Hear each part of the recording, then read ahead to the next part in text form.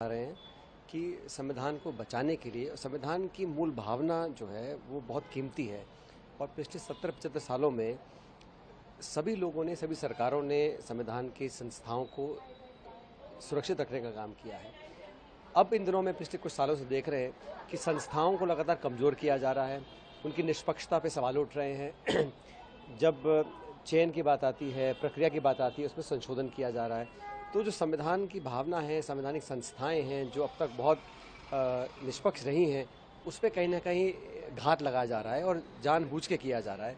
इसलिए कांग्रेस पार्टी ने ये बीड़ा उठाया है, पूरे देश में अभियान चलाएंगे और मुझे लगता है कि विपक्ष में हमारी जिम्मेदारी बनती है कि लोकतांत्रिक व्यवस्था को मजबूत हम लोग रखें।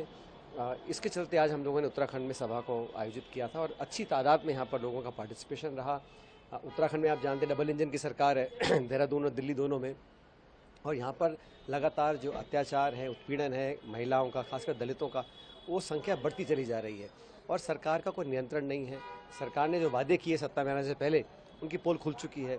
मैं समझता हूँ यहाँ पर भी बदलाव की हवा हर जगह से मुझे देखने को मिल रही है। उत्तराखंड में 1.5 साल बाद चुनाव भी होगा, तो दोनों काम हमारे हुए हैं। कार्यकर्ताओं को हमने आज प्रेरणा भी दी है, सब लोग बहुत मोटिवेटेड थे और खासकर नौजवान बहुत से लोग यहाँ पर आए जिनको आज पीड़ा है कि वो शिक्षित होकर बेरोजगार हैं। तो उत्तराखंड में बदलाव का एक माहौल हमें देखने को मिला है और पूरे देश में अलग अलग राज्यों में हम इस प्रकार की सभाएं कर रहे हैं संविधान को मजबूत रखने के लिए, सुरक्षित रखने के लिए। और जैसे मैंने पहले कहा, संविधान की जो भावनाएं हैं, संवैधानिक जो संस्थाएं हैं, वो हमेशा उनको हमने पोषित करने का काम किया है कांग्रेस राज में। इस बार ठीक उल्टा हो रहा है।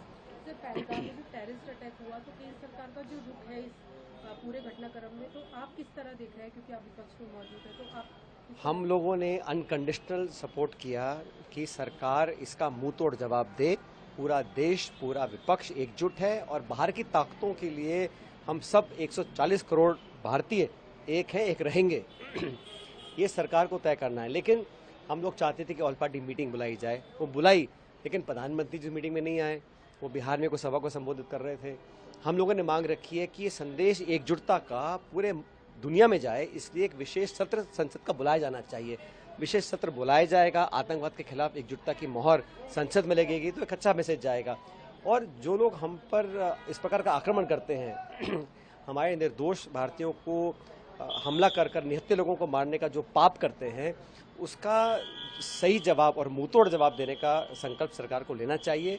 हम लोग विपक्ष में हैं, लेकिन भारतवर्ष की एकजुटता पर कोई संदेह नहीं उठा सकता। इसलिए हम सब चाहते हैं, राहुल गांधी ने लिखा है, खड़गे साहब ने लिखा है कि पार्लियामेंट का एक स्पेशल सेशन बुलाया जाए आतंकवाद को लेके, और हमारा जो संकल्प हम लोगों ने लिया देशवासियों ने, उसको संसद की मोहर लगे, ये हम लोग चाहते हैं।